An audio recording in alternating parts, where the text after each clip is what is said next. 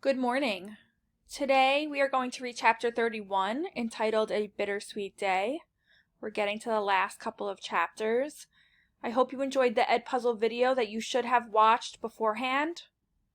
And now we will get started on previewing some vocabulary for chapter 31. The first word comes directly from the title. The word is bittersweet.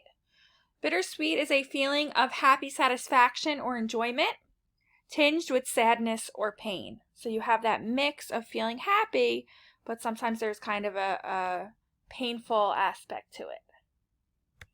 The next word is physiotherapy. Physiotherapy is the treatment of some sort of disease, injury, or deformity by physical methods, such as massage, heat treatment, and exercise, instead of, or rather than, being prescribed medicines or going through with a surgery. Physiotherapy is also known as physical therapy. And the last word is really an acronym.